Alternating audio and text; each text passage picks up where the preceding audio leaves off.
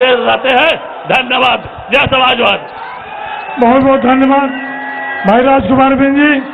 अब मैं सभी साथियों से क्षमा चाहते हुए, क्योंकि माननीय राष्ट्रीय अध्यक्ष जी को कई कार्यक्रमों में जाना है, मैं सीधे अपने नेता, करोड़ों करोड़ों मजलूमों के नेता माननीय राष्ट्रीय अध्यक्ष जी से आग्रह करूंगा कि इस जनसभा को संबोधित करें और अपना आशीर्वाद हमें दें।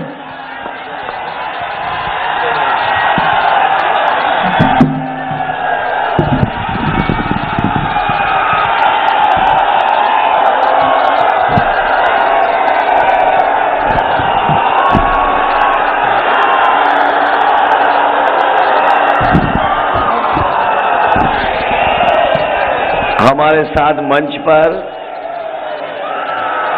समाजवादी पार्टी के जिलाध्यक्ष लाल बहादुर यादव जी, यहाँ के समाजवादी पार्टी के शाहगंज विधानसभा के प्रत्याशी विधायक पूर्व मंत्री शैलेंद्र यादव ललई जी, मंच पर उपस्थित राजकुमार बिन, शहाबुद्दीन साहब, उदयभान मौर्य जी, भीम प्रसाद निषाद जी, सैयद उरूज जी, अनिल राजभर, राजेश मौर्य, दिलीप गौतम, वसीम अहमद चेयरमैन साहब और मंच पर उपस्थित सभी हमारे समाजवादी पार्टी के नेता, इस चुनावी जनसभा में उपस्थित बड़ी संख्या में हमारे बुजुर्ग किसान भाई, जब 7वें चरण की तो जब जौनपुर से शुरुआत होगी तो जौनपुर में एक भी सीट भारतीय जनता पार्टी को मिलने वाली नहीं है।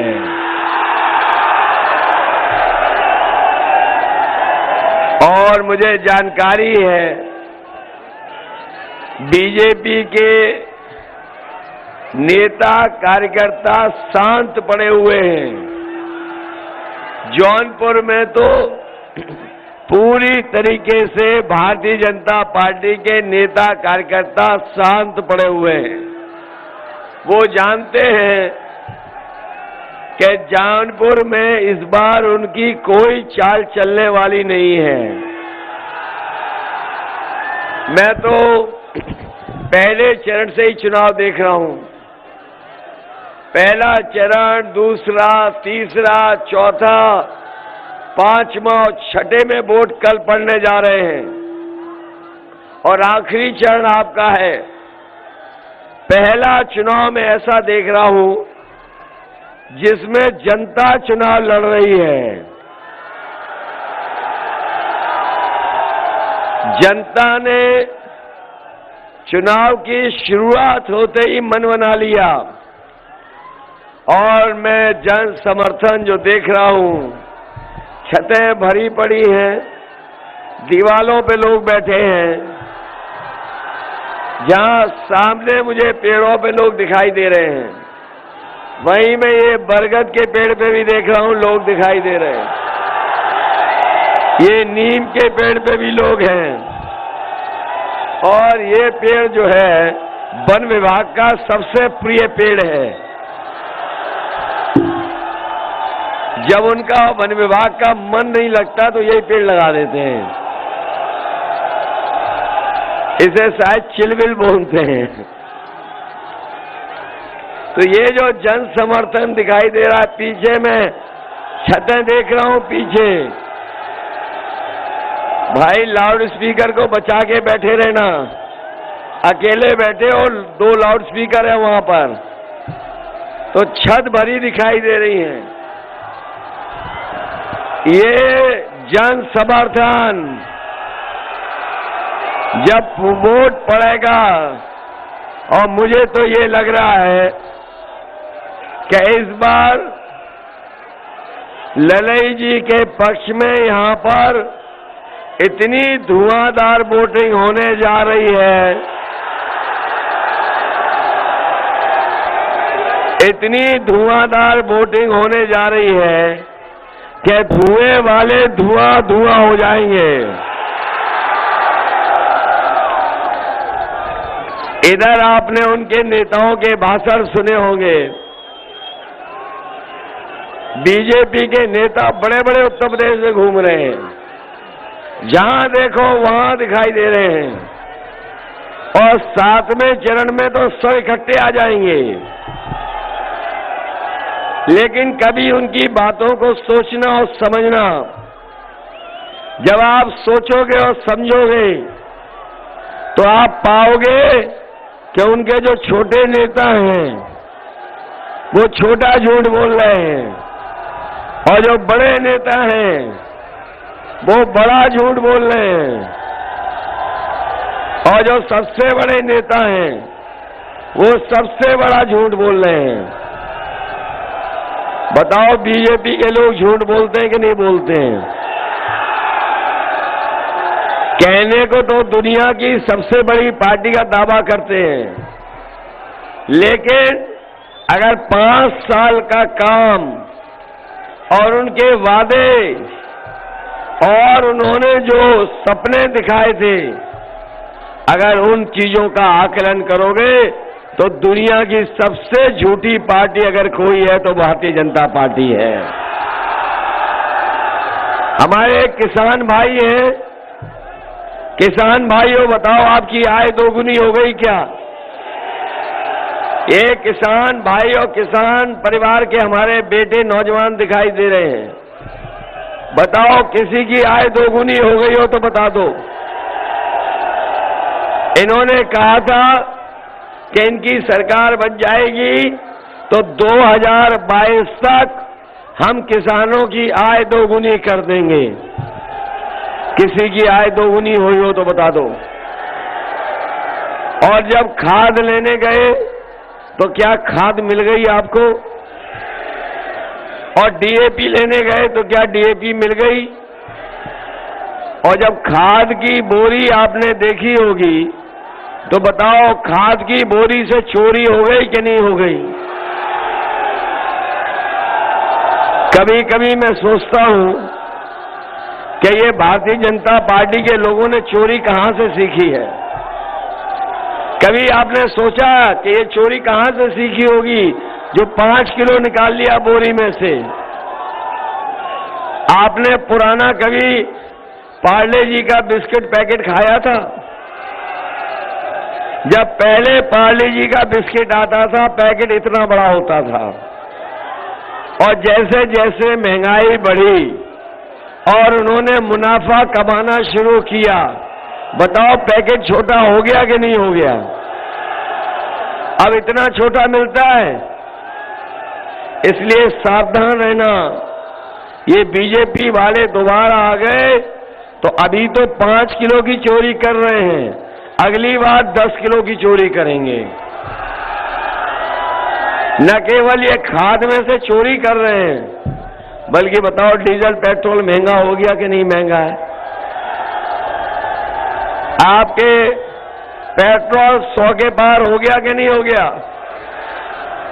याद रखना, बीजेपी वाले आ गए तो 200 रुपए में पेट्रोल बिकेगा, 200 रुपए में। सावधान हो कि नहीं हो? सावधान हो कि नहीं हो? पेट्रोल बेचेंगे बहुत महंगा। बीजेपी के लोग घर घर प्रचार कर रहे थे कुछ दिन पहले। इनके बड़े नेता घर घर जाके प्रचार कर रहे थे, घर घर जाकर के पर्चे बांट रहे थे। आपने देखा कि एक नेता पर्चा बांट रहा था कि थूक बांट रहा था, और उनकी वो बात जो लैपटॉप पे कही है उन्होंने, बताओ जनता लोटपोट हो रही है कि नहीं हो रही है? वो कह रहे हैं बीजेपी वाले कि जो इंटर कर लेंगे और जब 12वां में जाएंगे तब उन्हें लैपटॉप मिलेगा। अरे शुक्र है बीजेपी वालों, तुमने ये नहीं कहा कि इंटर करने के बाद जो 10वें में एडमिशन लेगा उसे लैपटॉप देंगे। ये जो हमें एक लैपटॉप दिखाई दे रहा है इस नौजवान के हाथ में, क्या ये लैपटॉप बाबा जी वाला है? बाबा जी तो कह रहे थे कि अपने बॉल लैपटॉप बांटे हैं, तो आपके जौनपुर में नहीं बांटे उन्होंने? वो तो अभी कह रहे थे कि हमने 2 करोड़ स्मार्टफोन भी बांटे हैं। ये जो हाथों में कुछ लोगों के हमें दिखाई दे रहे हैं स्मार्टफोन, कहीं ये बाबा जी वाले तो नहीं है? और वो क्यों देंगे आपको? जब वो चलाना खुद नहीं जानते तो क्यों आपको देंगे? और न केवल लैपटॉप चलाना नहीं जानते हैं, अभी कुछ दिन पहले उन्होंने एक तस्वीर लगाई थी अपनी, जिसमें वो खुद पूरब देख रहे हैं और जनता पश्चिम देख रही है। याद है कि नहीं याद है? और तब हमें जानकारी हुई कि ये स्मार्टफोन भी नहीं चला पाते हैं। नौजवानों, हम ये कहना चाहते हैं कि अगर आज के समय पर कोई टेक्नोलॉजी को नहीं जानता है, इंटरनेट को नहीं समझता है और हमारे मोबाइल और लैपटॉप की कीमत को नहीं समझता, तो वो बताओ प्रदेश कैसे चलाएगा?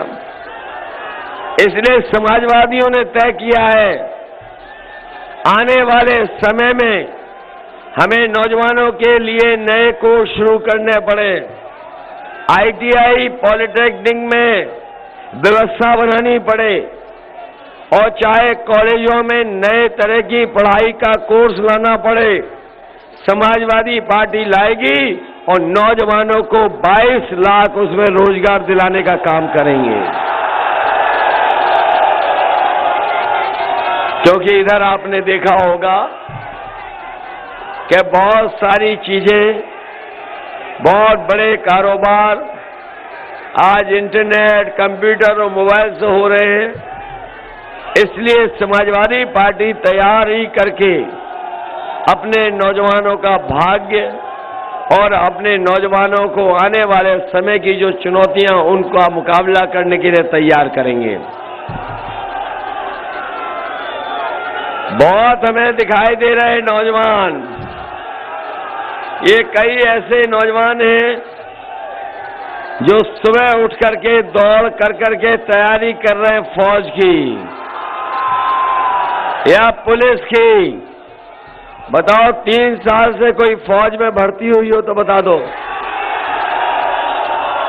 इसलिए हम उन गर्मी निकालने वालों को कहना चाहते हैं कि समाजवादी सरकार आएगी तो अपने नौजवानों के लिए भर्ती निकालने का काम होगा। न केवल पुलिस में भर्ती होगी, बल्कि फौज की भी भर्ती निकलवाने का काम समाजवादी सरकार में होगा। इधर नौजवानों की उम्र बढ़ गई है। 3 साल जो बीमारी आई, जिसके कारण हमारे नौजवानों की उम्र बढ़ गई, उत्तर प्रदेश में तो आयु सीमा की तो छूट देंगे ही देंगे, लेकिन हम फौज के लिए भी दिल्ली से कहेंगे कि जब 3 साल फौज में भर्ती नहीं हुई है तो कम से कम आयु की सीमा की भी छूट हमारे नौजवानों को मिलनी चाहिए। बताओ, मदद करोगे आप लोग? और ये जो गर्मी निकालने वाले हैं हमारे बाबा मुख्यमंत्री, 6वें में तो निकाल ही रहे उनकी भाप। बताओ 7वें चरण में जौनपुर वाले उनकी भाप निकालोगे कि नहीं निकालोगे? ये जो गर्मी निकालने वाले हैं जब जौनपुर में आएंगे तो अपने आप भाप निकल जाएगी उनकी। ये मान लें कि जौनपुर की सभी सीटें जीतने जा रहे हैं,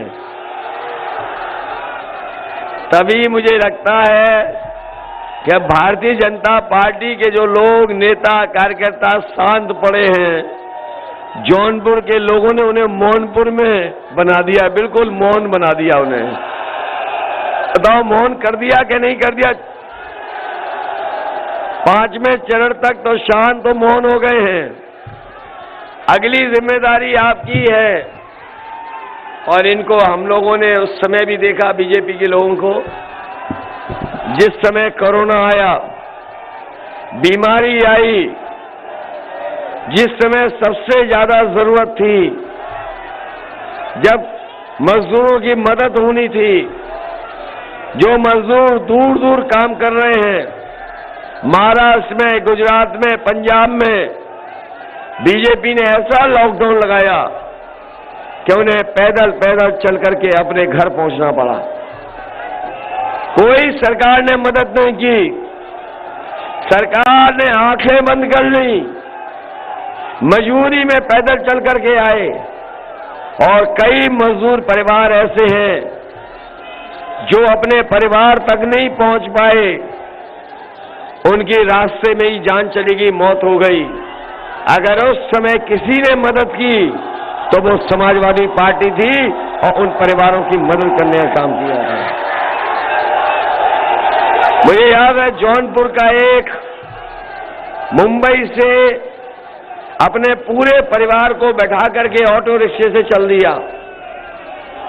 वो ऑटो रिक्शे से आया, रास्ते में उसका एक्सीडेंट हो गया। न केवल उसके परिवार के सदस्यों की जान गई, बल्कि जो लोन पर लिया था ऑटो, वो भी पूरा बर्बाद हो गया। मुझे याद है मैंने वो खबर जब बीबीसी में पढ़ी, उसी समय मैंने मन बना लिया कि इसकी मदद करेंगे। और आप जानकारी होगी और आप पता कर लेना, समाजवादी पार्टी से मैंने उस परिवार की 2 लाख से मदद करने का काम किया। मैं जानना चाहता हूं कि जिस समय मजदूर भाई अपने घर और गांव जाना चाहते थे, बताओ सरकार ने आंखें क्यों बंद कर ली, आंखें मूंद करके बैठ गए। और जब कोरोना की बीमारी आई, उस समय बताइए न दवाई दे पाए, न बिस्तर दिला पाए, न किसी की मदद की। और सांसों के लिए सबसे जरूरी ऑक्सीजन है, वो भी सरकार नहीं दे पाई। ये सरकार अगर समय पर दवाई, इलाज और ऑक्सीजन उपलब्ध करा देती तो न जाने कितने गरीबों की जान बच जाती, लेकिन सरकार ने मदद नहीं की। हमारे जौनपुर के भाइयों, आप जानते होंगे, समाजवादी सरकार थी, यहां पर मेडिकल कॉलेज दिया। आप देख लीजिए जौनपुर में मेडिकल कॉलेज बन रहा है। ये सरकार अगर बनवा देती तो हमारे गरीबों को दूर दूर इलाज के लिए नहीं जाना पड़ता, यहीं पर इलाज हो जाता। मैं अपने जौनपुर के लोगों कह के जा रहा हूं, आने वाले समय में 10 तारीख को परिणाम आएगा। मेडिकल कॉलेज को कम से कम इतना अच्छा बनाया जाएगा जिससे हमारे गरीबों को इलाज के लिए कहीं बाहर भागना ना पड़े, उनका पूरा का पूरा इलाज इसी मेडिकल कॉलेज में हो जाए। समाजवादियों ने जो एम्बुलेंस चलाई थी, बताइए बाबा मुख्यमंत्री ने वो एम्बुलेंस खराब कर दी कि नहीं कर दी? खराब हो गई एम्बुलेंस कि नहीं हो गई? और जो नई एम्बुलेंस लेनी चाहिए थी वो भी नहीं ली।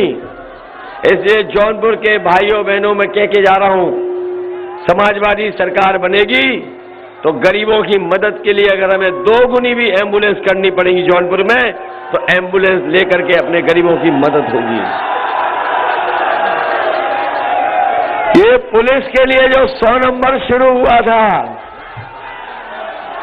बाबा जी ने 112 कर दिया।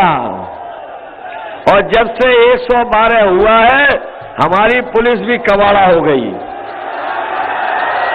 बताओ 100 नंबर बर्बाद हो गया कि नहीं हो गया? और बाबा जी कभी कभी कहते हैं कि हम 12 बजे सो के उठते हैं। जब से उन्होंने हमें कहा 12 बजे सो के उठते हैं, तब से हमने तय कर लिया है कि उनके घर पे भी हम नजर रखे हुए हैं। और आजकल मैं शाम को देखता हूं, कभी कभी धुआं उड़ता हुआ नजर आता है।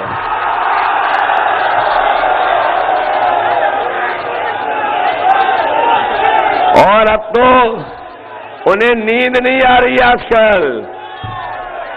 रात में 12 बजे 1 बजे उठ जाते हैं और धुआं मांगने लगते हैं कि धुआं लाइए तभी नींद आएगी।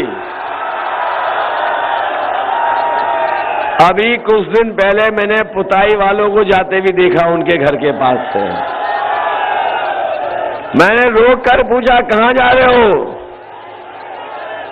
तो बोले कि जो धुएं के काले धब्बे लग रहे हैं उन्हें पोतने जा रहे हैं। बताओ बाबा जी जा रहे हैं कि नहीं जा रहे हैं? और गोरखपुर पहुंच रहे हैं कि नहीं पहुंच रहे हैं? उन्हें तो पहले ही पैदल पैदल कर दिया पैदल पैदल के नहीं। और बीजेपी वाले कभी कभी कहते हैं और उनके मैं भाषण सुनता हूं तो वो हमें घोर परिवारवादी बोलते हैं। अभी उनके एक नेता का भाषण सुना बलिया का, मैंने निकलवाया कि इन्हें परिवारवादी कितनी बार कहा होगा, तो मैंने उनके भाषण में 15 बार गिना है कि परिवारवादी कहा। हम स्वीकार करते हैं हम परिवार वाले लोग हैं और हम परिवार वाले लोग अपने बाबा मुख्यमंत्री जी को एक सलाह देना चाहते हैं, एक सुझाव देना चाहते हैं कि हम जितने परिवार वाले लोग हैं जब कभी बाहर जाते हैं और बाहर से अपने घर जाते हैं परिवार के बीच में, तो हम अपने परिवार के लिए कुछ न कुछ सामान लेके जाते हैं, बच्चों के लिए मिठाई लेके जाते हैं। इसलिए हम बाबा मुख्यमंत्री जी को सुझाव देना चाहते हैं कि जब 10 तारीख के बाद आप अपने घर जाओगे तो कम से कम अपने गुल्लू के लिए बिस्किट लेते जाना। आप जानते होंगे गुल्लू कौन है? अपने गुल्लू के लिए बिस्किट लेके जाना। बताओ उन्हें भेजोगे गोरखपुर के नहीं भेजोगे? और 11 तारीख की तो वैसे ही टिकट बुक कर रखी है उन्होंने। लखनऊ से गोरखपुर हवाई जहाज की टिकट उनकी पहले से ही बुक है। ये हमारे नौजवान जो दिखाई दे रहे हैं, ये बड़ी संख्या में जो नौजवान हमें दिखाई दे रहे हैं, 5 साल से इंतजार कर रहे थे। बताओ 5 साल और इंतजार करोगे? ये बीएड टेट वाले लोगों और इंतजार तो नहीं करोगे?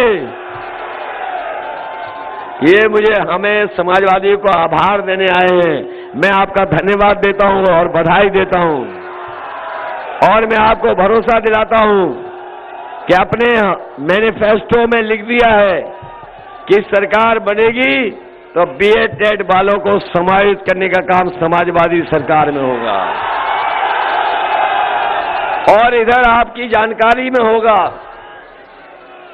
कि इधर जब से कोरोना आई है, ये बीमारी जब से आई, बताओ हमारे बच्चों की पढ़ाई बर्बाद हो गई कि नहीं हो गई? 3 साल से बच्चों की पढ़ाई चौपट हो गई, कोई पढ़ाने वाला नहीं उन्हें। और सबसे ज्यादा सरकार में अगर कहीं नौकरी खाली है, जहां 11 लाख पद खाली हैं, वहीं सबसे ज्यादा शिक्षा विभाग में नौकरियां हैं।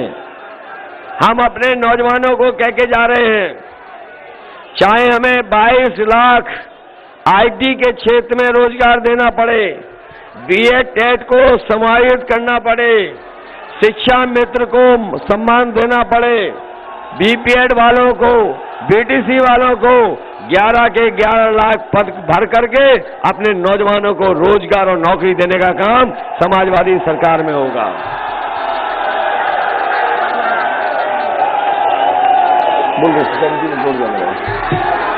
इसलिए याद है कि नहीं याद है? बीटीसी, शिक्षा मित्र, बीपीएड, हमारे बीएड टेट वाले लोग। इसलिए आपकी जिम्मेदारी बनती है कि अपने बूथ पर, अपने गांव पर साइकिल की मदद करना। साइकिल की मदद कर रहे हैं। अरे अब दिन कितने बचे हैं बताओ? आज 2 तारीख है, कितने दिन बचे हैं बताओ? अब तो कोई समय नहीं बचा। इसी दिन का तो हम और आप लोग इंतजार कर रहे थे, याद है कि नहीं याद है? चुनाव की तारीखों का इंतजार कर रहे थे कि नहीं कर रहे थे? इसलिए मैं आपसे कहना चाहता हूं, ये कोई छोटा चुनाव नहीं है। ये हमारे छत पे खड़े नौजवानों, ये छोटा चुनाव नहीं है। ये देश का सबसे बड़ा चुनाव है। देश का सबसे बड़ा चुनाव है। इस चुनाव से न केवल उत्तर प्रदेश बल्कि देश की राजनीति पर असर पड़ेगा। और ये बदलाव का चुनाव है। भारत के संविधान को बचाने का चुनाव है। भारत के हमारे लोकतंत्र को बचाने का चुनाव है। बताओ, भारत के लोकतंत्र को बचाओगे कि नहीं बचाओगे? भारत के संविधान को बचाओगे कि नहीं बचाओगे? महंगाई तो नहीं भूल जाओगे जो महंगाई हो गई है? बताओ, महंगाई हो गई कि नहीं हो गई? जब पिछली बार वोट चाहिए था, जब पिछली बार वोट चाहिए था, तब इन्होंने फ्री सिलेंडर बांटे थे। और आज जब वोट मांगने आ रहे हैं, जब आज वोट मांगने आ रहे हैं, तो बताओ सिलेंडर की कीमत क्या है? ये तो लग रहा है इस बार तो लगता है शाहगंज के लोग इतिहास बनाएंगे। ये जो जन समर्थन, जोश और उत्साह दिखाई दे रहा है, ये तो साइकिल की बटन दबा देंगे। साइकिल को तो नहीं भूल जाओगे, साइकिल याद रखोगे। इसलिए आपसे हमारी अपील है कि शाहगंज के लोगों को अपनी सरकार बनेगी तो 22 घंटे नहीं 24 घंटे बिजली उपलब्ध कराने का काम करेंगे। 24 घंटे, न केवल 24 घंटे बिजली बल्कि 300 यूनिट फ्री बिजली होगी, कोई बिल नहीं देना पड़ेगा। किसानों की सिंचाई माफ होगी, कोई सिंचाई के लिए पैसा नहीं देना पड़ेगा। फौज में भर्ती होगी, पुलिस में भर्ती होगी, नौकरी और रोजगार के अवसर दिए जाएंगे। और अगर हमें जरूरत पड़ेगी, अगर जौनपुर को एक्सप्रेस वे से भी जोड़ना पड़ेगा तो एक्सप्रेस वे से जोड़ने का काम करेंगे। बताओ जौनपुर के लोगों, इस बार भारतीय जनता पार्टी को नदिया के पार फेंक दोगे कि नहीं फेंक दोगे? और हमारे कहने का मतलब है नदिया के पार नहीं, उत्तर प्रदेश से बाहर। वह उत्तर प्रदेश से बाहर करोगे बीजेपी को कि नहीं करोगे? ये जोश, ये उत्साह बता रहा है कि इस बार ऐतिहासिक जीत होगी। मैं अपने शाहगंज के लोगों से अपील करना चाहता हूं, पुरानी सब बातों को भुला करके, बोलो सब बातें भुला दोगे कि नहीं भुला दोगे? पुरानी बातें भुला दोगे कि नहीं भुला दोगे? सरकार बनाने के लिए वोट डालोगे कि नहीं डालोगे? इसलिए हम आपसे सरकार बनाने के लिए वोट मांगने आए हैं। बताओ सरकार बनाने के लिए वोट दोगे? साइकिल याद रखोगे? और हमें खुशी है इस बात की कि आज महान दल आपके साथ है। ओम प्रकाश राजभर जी की पार्टी आपके साथ है। आपके साथ राजकुमार बिंद भी आ गए हैं जो भारतीय जनता पार्टी के थे, हम इनको भी बधाई देते हैं। इनके साथ छोटेलाल बिंद, हरिचंद बिंद, रविंद्र कुमार बिंद और बड़ी संख्या में लोग समाजवादी पार्टी में शामिल हुए हैं। मैं इनको बधाई देता हूं और मैं इनको भरोसा दिलाता हूं कि समाजवादी सरकार बनेगी तो न केवल जाति जनगणना कराएंगे बल्कि जातियों को उनकी आबादी के हिसाब से हक सम्मान भी देंगे और जरूरत पड़ेगी तो उन्हें स्थान और उनको सम्मान देने का काम समाजवादी लोग करेंगे। मैं अपने शहाबुद्दीन जी का भी बहुत बहुत स्वागत करता हूं, बधाई देता हूं कि आज समाजवादी पार्टी में आकर के आपने ताकत बढ़ाने का काम किया है। इसमें मदद करोगे? ये हमारे नौजवानों साइकिल जिताओगे? साइकिल भूल तो नहीं जाओगे? कोई भूलेगा तो नहीं? तो बताए वोट डालोगे आप? यूपी से बाहर का रास्ता दिखाओगे बीजेपी को? आप सब सबकी मदद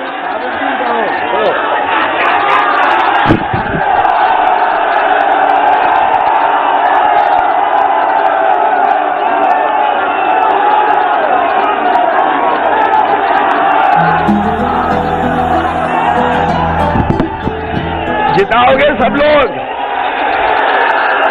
जिताना, आप लोग मदद करना, सब लोग सरकार बनाने के लिए मदद करना और आजमगढ़ में भी हमारी मदद करना। यहाँ तो कर ही रहे हो मदद, मैं आपको भरोसा दिला के जा रहा हूँ। फौज की भर्ती, पुलिस की भर्ती, सरकार के जितने भी रोजगार के और नौकरी के पद खाली सभी भरे जाएंगे। बीए टेट को समायोजित किया जाएगा। पुलिस, हमारे नौजवानों की उम्र बढ़ गई, अगर हमें आयु की छूट भी देनी पड़ेगी तो देने का काम करेंगे। आप हमारी मदद करना और जिता देना, यही आपसे निवेदन करने आऊं। ललई यादव जी अच्छे वोटों से जीत करके जाएं। बहुत बहुत बधाई, बहुत बहुत धन्यवाद।